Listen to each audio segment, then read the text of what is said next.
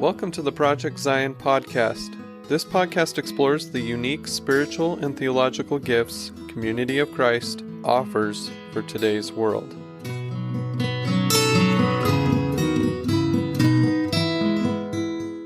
Hello and welcome to the Project Zion podcast. I'm your host, Carla Long, and today we're talking about something that you may never have thought you were going to talk about. We're going to be talking about FSMs. And if you don't know what that means, you're soon going to know what that means. So I'm here with a panel of wonderful and amazing people, and I'm going to have them introduce themselves to you. And then we're going to jump into the wonderful and wild world of FSMs.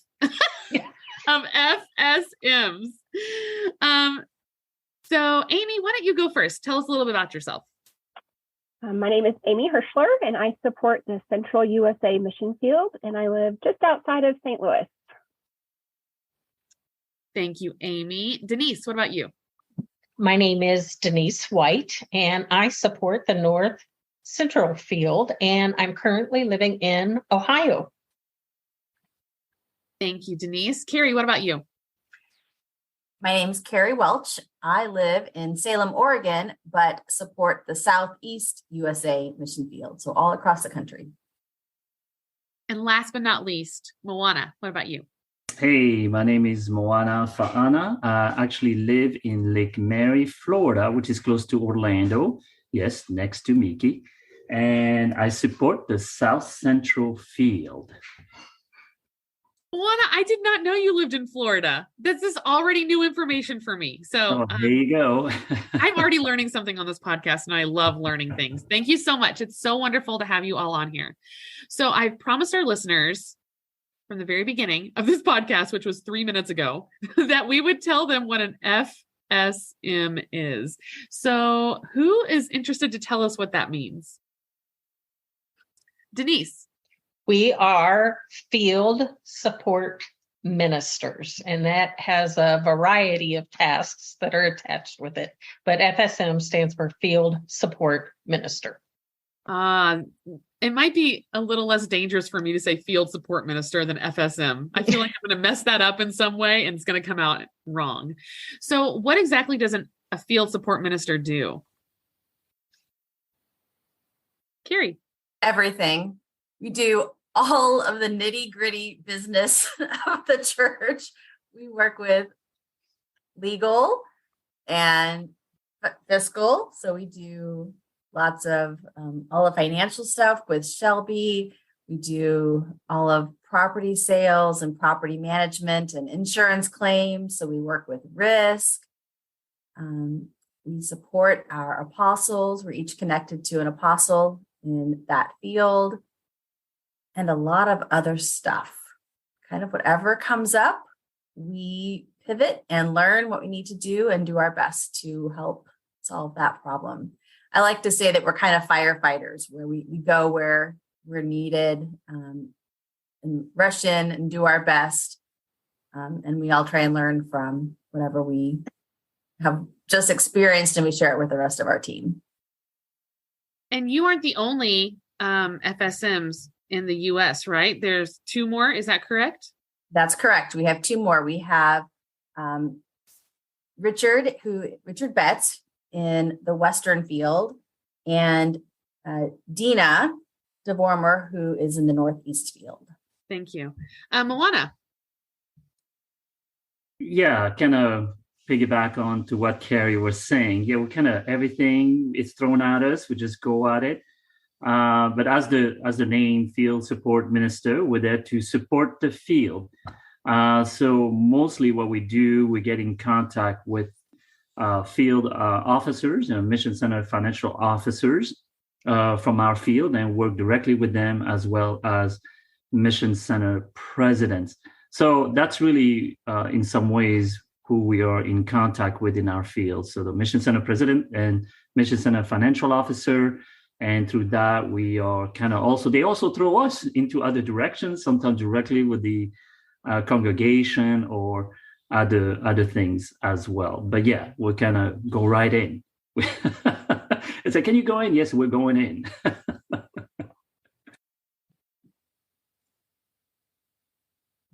Denise. And sometimes with having volunteer Mission Center financial officers and Mission Center presidents, they're working a daytime job and they don't have the bandwidth that they can get in contact with World Church or those that need to be, so that we sometimes step in and be that liaison between World Church, whatever that may be, and the Mission Center officers. And sometimes that includes pastors or congregational financial officers as well. I actually don't think that many church members even know how much work it takes to have a congregation working and running. You know, you talked about all these things about legal and risk management and so on and so forth. And I think it's a surprise to a lot of people. I actually get asked this question every once in a while. I haven't been asked that lately, but I used to be asked a lot, what do you actually do all day? So what do you do all day? Like what are you working on throughout the day? And I know as a minister in Community of Christ that every single day for me is different.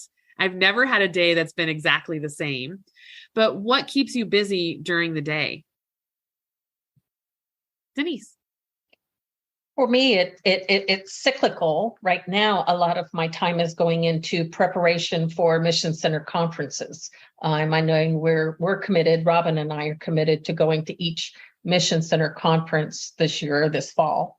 And I can almost 100% say at least some point in my day, I will be working on property sales and Bridge of Hope. So those are almost two constants. And then you just try to figure out where you've got to fit all the other stuff in. Carrie? I'm right with Denise, and I think all of us are. That's kind of what our day is made up of. Different property sales or property management things, including the campgrounds, and in constant conversation with our Mission Center leaders. All kinds of things pop up. We just never really know what our day is going to look like until we get into it. Oh, yes, Moana. And also kind of like the firefighter analogy. And once an email pops up, it's like, okay, we got to jump into this and try to solve some of those issues. Like in my field, we had actually 3 fires in 1 year, 3 buildings that went up in smoke. So basically a lot of my time too, obviously, is working with the congregation in those claims, insurance claims and all that. So literally firefighting, literally almost. Oh no, I don't think that's what Carrie actually meant. I'm so sorry, Moana. That is no. Okay, so I never actually went into the fire. No, I haven't.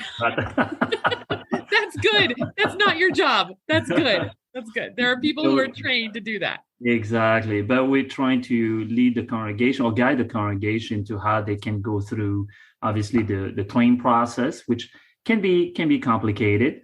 And that's why we serve as a buffer between the insurance company and, of course, a legal department, and, of course, the congregation. How can all this be in line with one another? That's kind of what we do. Amy. I would third everything that everybody has just said, but I'd also add, maybe not on a daily basis, but we're constantly talking about how to provide resources or best practices to our field officers or Mission Center officers, just so that they can feel that empowerment to be able to know how to make decisions as well. Thank you, Amy. Carrie. And the one thing we haven't mentioned, but that really is important, is we all serve in ministry as well. We all serve as bishops. And so we are constantly talking about generosity and tithing. We are guest ministry at reunions and retreats and Mission Center conferences, and speak via Zoom frequently. We did that a lot throughout the pandemic, but I continue to do that and love that has been such a blessing to our community, that because so many of my congregations are on the other side of the country, I can still participate with them regularly that way. So while we do a lot of the business of the church, we are ministers, and all of us continue to lift up all of those. That was actually my next question, because I know that when I was a financial officer, the money part was fine, and dealing with all the things that you do is just fine. But the ministry part was the life-giving part for me. And there's no way that I could like only do the stuff that you're talking about on a day-to-day basis without the ministry. So I'm so glad that you mentioned that. Anything else about the ministry that Carrie just mentioned? Yeah, Moana. Yeah, the ministry part really, brings everything to life to me. And it kind of puts all these issues and also whatever the congregation is. And when you meet them face to face, it kind of helps understand what they're going through. And I think this is important to me. And that's why we encourage, of course, we really try our best to try to go around our field to meet with them face to face. And so that we understand what the issues are and what they're going through and how we can best place ourselves to help them. So to me, that's the most important, providing, campgrounds and everything else, reunions, just even the congregations after mission center conferences, going to the congregation and to meet all of them and to see how wonderful, vibrant ministry they provide in our congregation. I mean, sometimes we spend time in our meeting just sharing about that, some of the wonderful testimonies that are happening. So the mission part is definitely important, and all of that brings it together, I think. And I think that's the glue of it all to me. I think about people who have like accountants, their job is the accountant thing, and how much they probably love numbers and they love all of that stuff. And I know that I love numbers too, and I love that stuff as well. But there's a whole different dimension to it when you add in the ministry part to it, because it's like it almost takes you to a deeper level, knowing what those numbers represent. They represent people's giving. They represent program dollars for people to hear more about who we believe God is, and so on and so forth. So I think it just adds just such a deeper level of, just a deeper level. So I don't know if you agree with that, but that's what I think.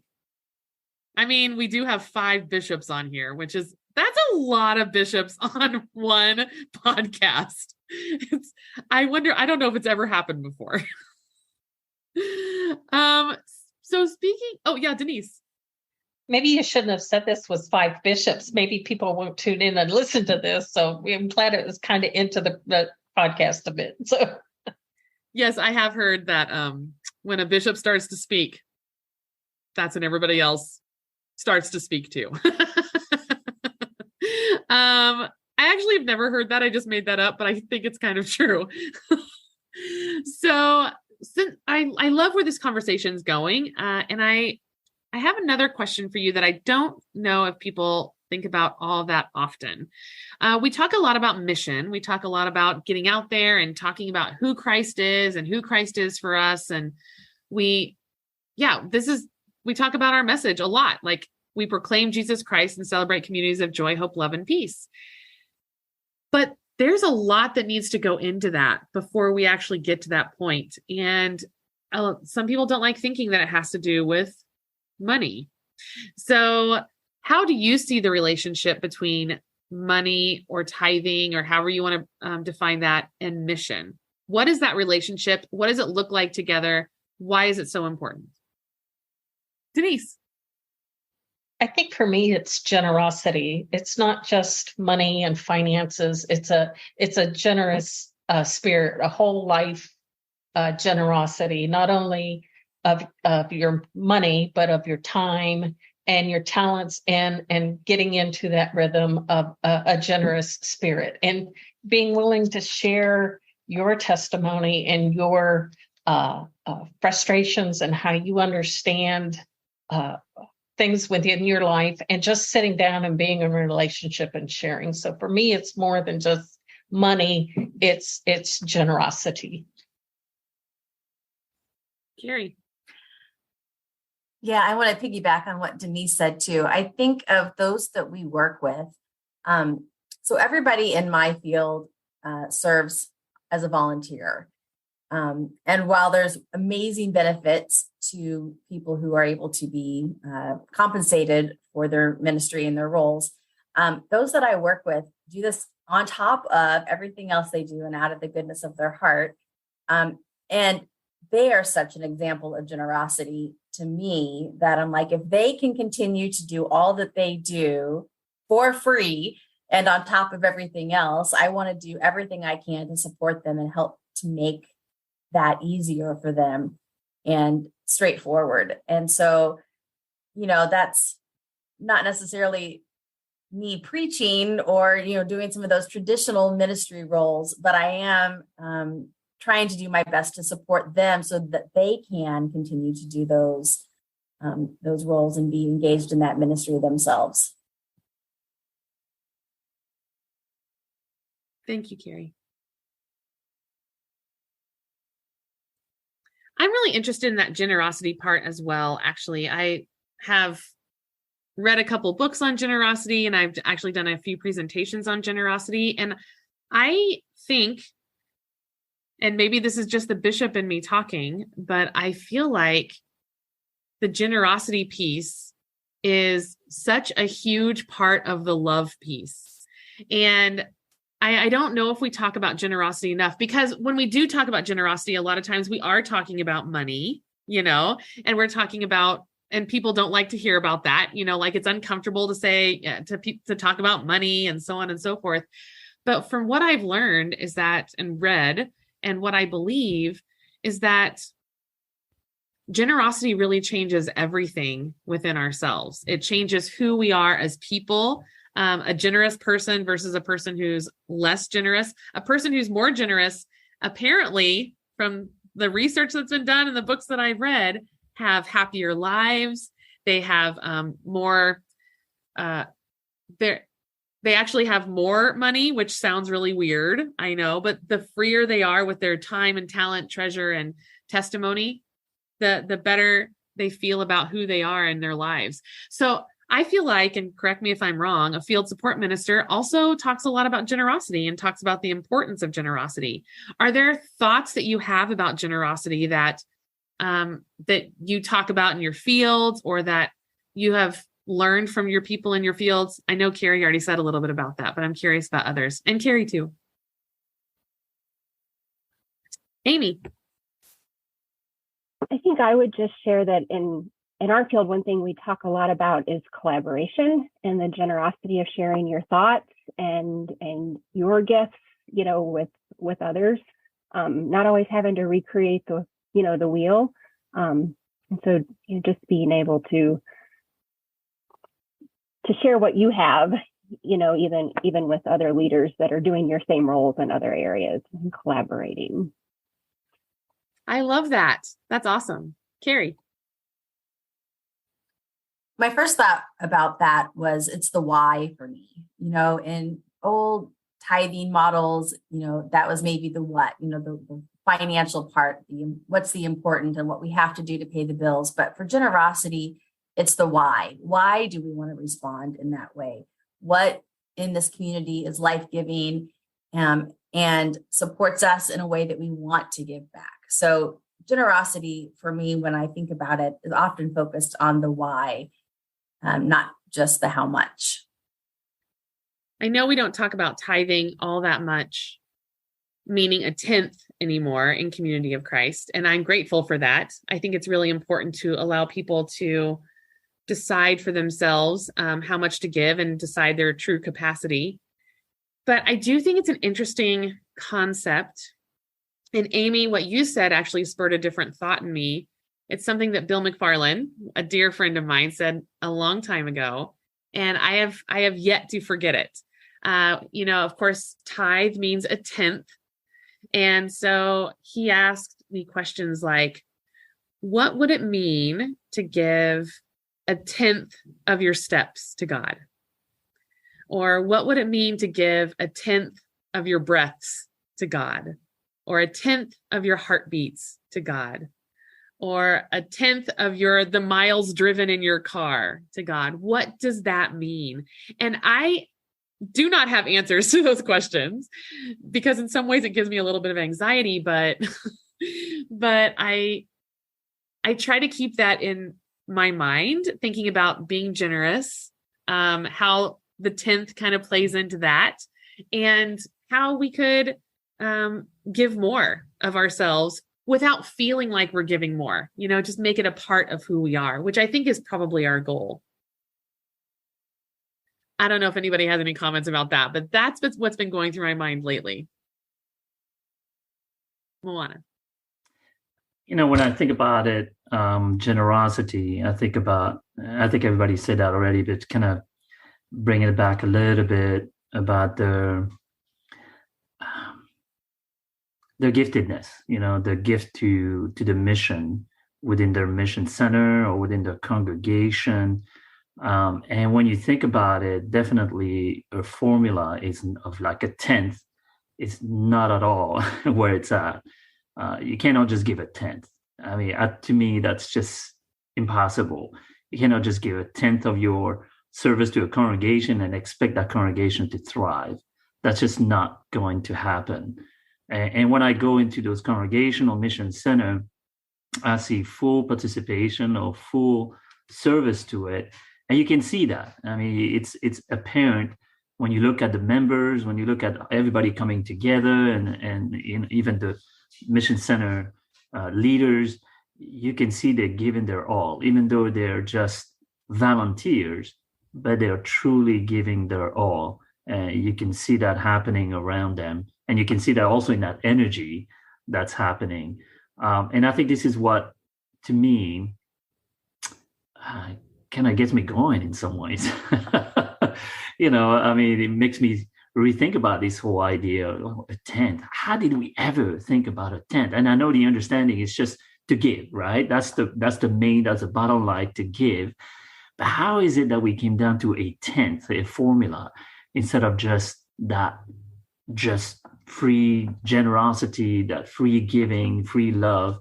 It is definitely tied to love, because nobody would be doing this if they didn't love it. And that's, to me, the basic of it all, or the heart of it all, is the love that is there. As they say, was it Rick Warren that said, you can't give without loving, but you cannot love without giving? Is that something like that? Yeah. Anyway, so that's what always gives to me when I think about it, and when I interact with all the leaders and everybody else in the field. I see the love, really. I see the love and the generosity in all of them. I think that's a really good point, Moana. Like the whole idea of the telling people how much to give. I have a lot of thoughts about that. Probably not for this podcast, but I have a lot of thoughts about that. And I'm really glad that we as a church, as Community of Christ, have moved away from that idea. I think that it was damaging. And I think it's damaging in two ways. One, the way you said, like, people want to give so much more than that. And it might have held them back from giving more, because they're like, oh, if I only have to give a tenth, then I only have to give a tenth. Or the people who couldn't afford to give a tenth thought it was like an impossible place to get to. So it was damaging, I think, in both of those ways. So that's really an interesting thought. I hadn't thought about that before. Okay. So another question I have. What is the best part of being a field support minister, and what is a not so best part of being a field support minister? I don't want to use the word worst. What is the best part and the not so best part? Denise.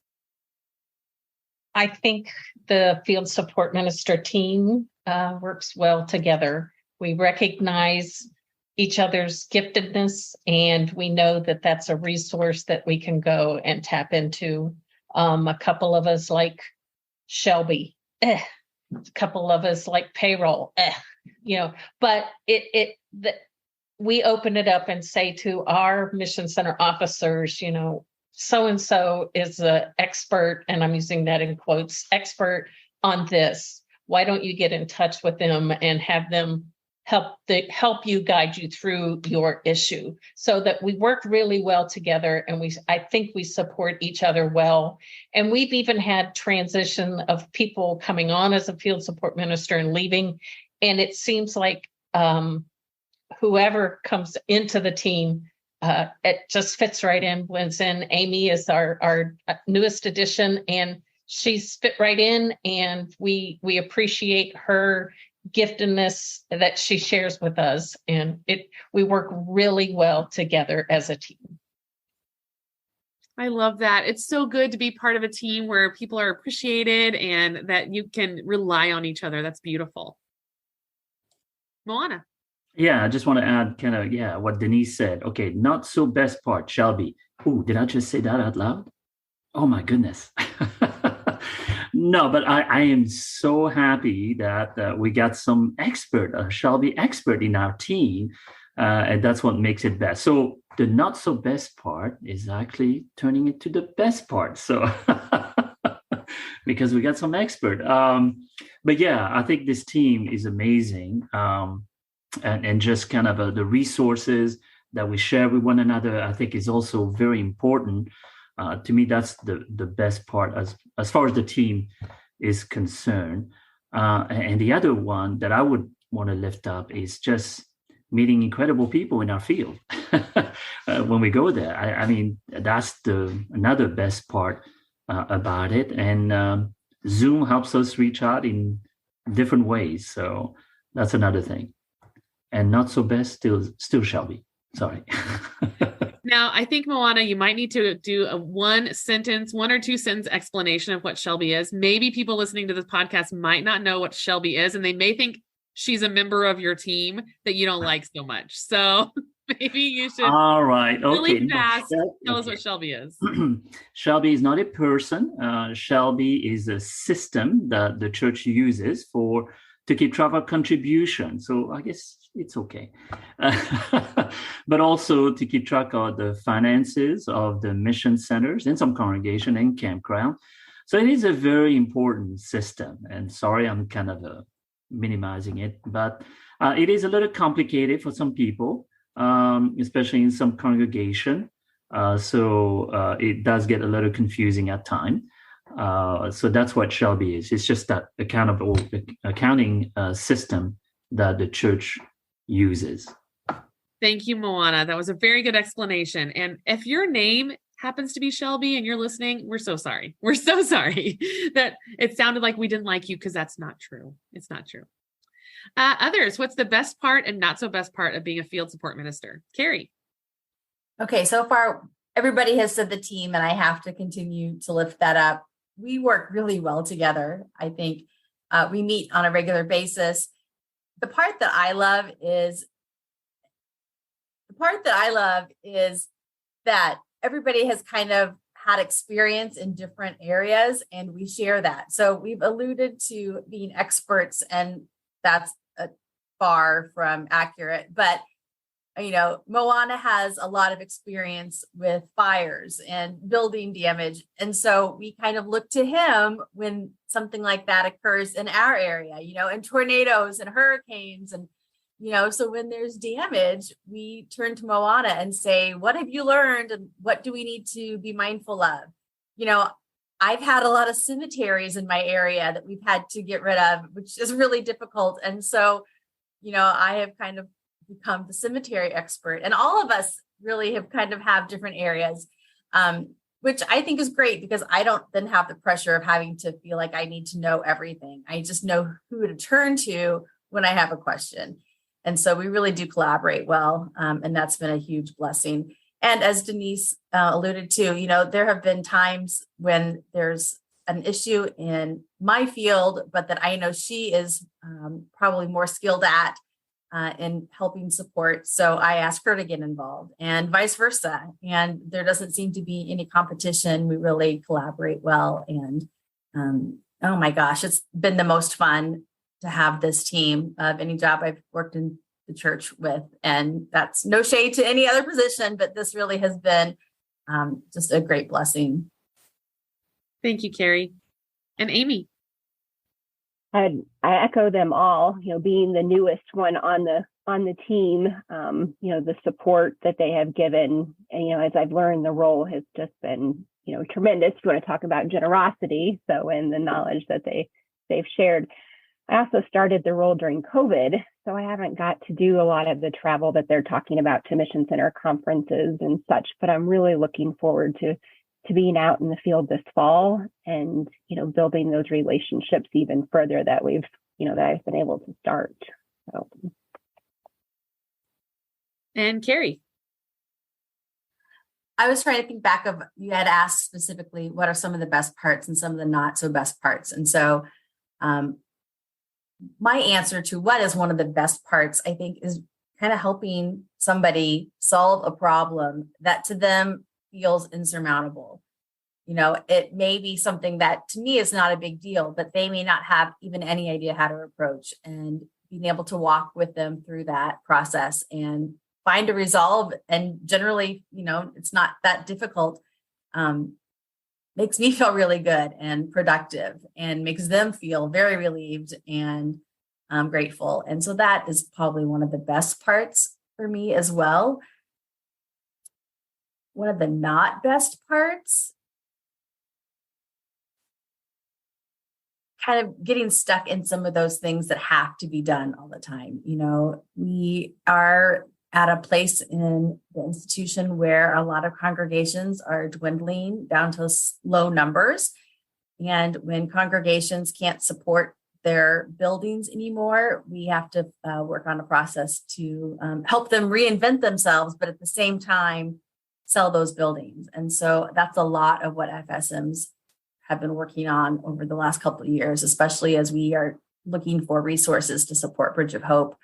That's never our first goal, is to just go in and sell a building. But when that is the right time and the right choice, the how to and the getting that done falls to us a lot. And that can feel a little discouraging sometimes. That would be really hard. That would be super hard. Thank you for sharing that. Denise. For me, some of the not best parts is having to be the in between. You've have hurt and pain, like Carrie had said, in maybe selling buildings or working through that process of discernment of what are we going to do and how are we going to do it, and to be there and hear the pain that they're having to work through, and yet be having to say, well, here is where our institution stands, and this is how we must do it. And sometimes being that in between can be difficult. You understand where both sides are coming from, but just being that in between can be difficult at times. Yeah, Denise, I really resonate with that. Ministry is hard, and being a part of an institution is hard. And I totally understand what you're saying, and I totally get it. So I appreciate those very honest answers, because it's not an easy job all the time. It's not all flowers and rainbows all the time, for sure. So is there something else that you'd like to say about what an FSM does that you haven't had a chance to say yet? Or is there a question that you wished I would have asked that I didn't ask? Anything else? Okay, well, I'm so grateful that all of you came on the podcast today to answer these questions, because honestly, I should probably know what an FSM does. And I'm so glad that I do. And I'm so glad that we have such amazing ministers and people working in jobs that may not be the funnest jobs all the time, but they're really important to the mission of the church. In fact, the mission of the church could not happen without you doing what you do. So I'm so grateful for you. So thank you again, Amy and Denise and Carrie and Moana, for being on here and for telling us. And I'm very glad to know that Moana is a firefighting expert. And so if I ever need you, Moana, I will come to you first, for sure. Thank you so much, everyone.